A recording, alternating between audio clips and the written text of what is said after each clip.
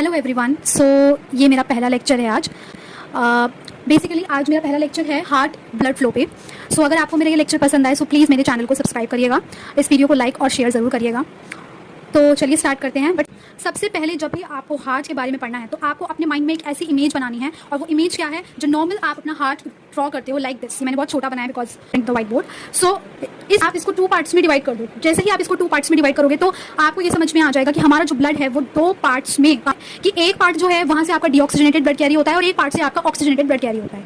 ठीक है। और मैं अगर आपको इसको और इसी तरीके से समझाऊं तो जैसे ही मैंने इसको 2 पार्ट में डिवाइड किया, दैट इज ये आपका राइट हो गया, ये आपका लेफ्ट हो गया। तो जो राइट साइड जो पार्ट है वो हमेशा आपका जो डीऑक्सीजनेटेड ब्लड है उसको कैरी करेगा, और जो आपका लेफ्ट साइड वाला जो पार्ट है वो हमेशा आपका ऑक्सीजनेटेड ब्लड को कैरी करेगा।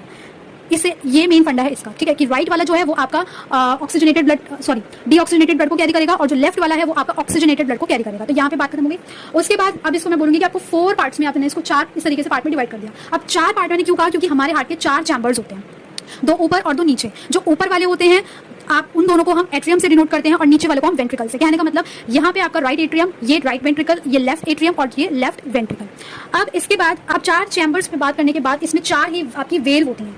ठीक है, 4 ही चैम्बर्स होते हैं और 4 ही वेल्व होती है। ठीक है, उन वेल्व का भी हम पहले नाम देख लेते हैं। तो जो आपकी वेल्व V1 जो यहाँ पे मैंने डिनोट किया उसको हम ट्राइकैप्सिड बोलते हैं, सेकंड वाली वेव को हम पल्मोनरी बोलते हैं, थर्ड वाली वेव को हम मिट्रियल या बाइकैप्सिड बोलते हैं, और फोर्थ वाली वेव को आउटिक बोलते हैं। ठीक है। अब हम अगर ब्लड फ्लो की बात करें तो सबसे पहले जो राइट एट्रियम के अंदर घुसता है, राइट एट्रियम में जैसे ही आएगा अब क्या होगा, धीरे धीरे करके प्रेशर बिल्ड होगा। प्रेशर बिल्ड होगा तो उसकी वजह से जो आपकी वेल 1 होती है, दैट इज द ट्राइकैप्सिड वेल, वो आपकी खुल जाती है। ओपन होगी तो होगा क्या कि जो राइट एट्रियम में जितना भी ब्लड था वो राइट वेंट्रिकल में शिफ्ट हो जाता है। और ये 1 वे ही होता है। क्यों 1 वे बोल रही हूँ, क्योंकि ऐसा नहीं कि आने के बाद ये वापस से बैकवर्ड चला जाएगा। बैकवर्ड वाला इसका कोई सिस्टम ही नहीं होता है यहाँ पे। जैसे ही यहाँ पे आएगा उसके बाद राइट वेंट्रिकल से आपका जो ब्लड है वो सीधा जाएगा आपका पल्मोनरी आर्टरी में। पल्मोनरी आर्टरी में क्या है, हमारा लंग्स।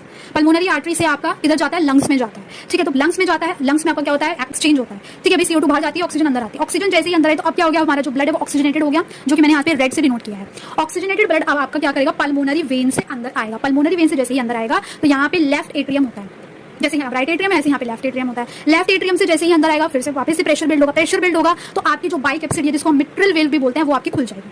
अब उससे क्या होगा कि जैसे ही वो होगा, अब जैसे खुलेगा उससे लेफ्ट वेंट्रिकल में सारा जो ब्लड है वो ऑक्सीजनेटेड ब्लड वो शिफ्ट हो जाएगा।